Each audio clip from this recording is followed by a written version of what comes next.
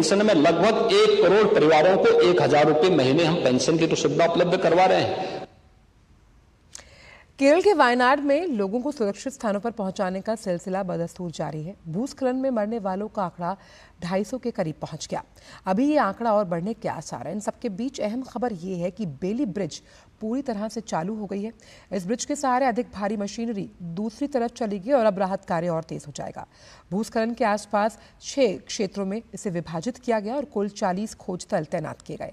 पड़ोसी मलप्पुरम जिले में चलियार नदी के निचले हिस्से में भी तलाशी अभियान तेज कर दिया गया। एयरफोर्स का चिनूक 3 टैंकर एटीएफ और तटरक्षक बल के जहाज अभिनव को तैनात किया जा रहा है। 35 आईसीजी कर्मचारियों का एक दल 30 जुलाई को चुरलमाला और आसपास के गांवों में बचाव अभियान चला रहा है।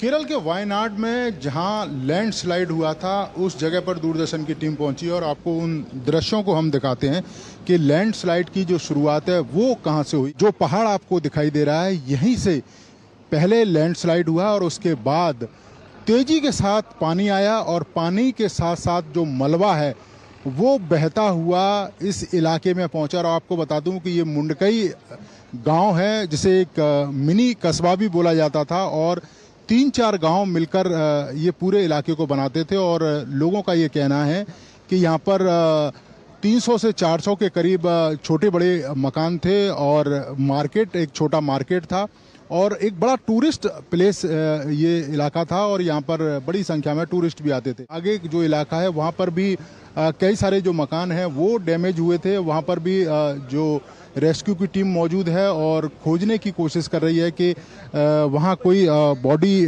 तो नहीं है या फिर कोई व्यक्ति जो उस समय मिसिंग हो वो तो नहीं है, उसे खोजने का प्रयास चल रहा है। ये पूरा का पूरा जो इलाका है वो लैंडस्लाइड की चपेट में आ गया था। कितने बड़े बड़े पत्थर आए थे, तो ये जो पत्थर है वो लैंडस्लाइड के बाद जो मलबा आया था उसमें बहकर ये पत्थर आया था। और इसी तरह के तमाम बड़े बड़े पत्थर थे जो यहाँ पर मकानों के ऊपर से निकल गए और उसके पीछे जो मलबा आया वो मकानों के अंदर घुस गया। रेस्क्यू लगातार जारी है। उसके अलावा जो लोग आसपास के गांव में हैं उनके लिए खाने पीने का सामान भी यहाँ पहुँचाया जा रहा है। हालात किस तरह के थे ये पत्थर आपको बता रहा है, तो आप समझ सकते हैं कि यहाँ के लोगों ने किस हालात का सामना किया होगा जिस समय लैंडस्लाइड और मलबा आया होगा। कैमरामैन मोहित उइके के साथ Neeraj Singh, DD news, ground zero, Wayanad. और इस बीच केरल सरकार ने चौतरफा दबाव के चलते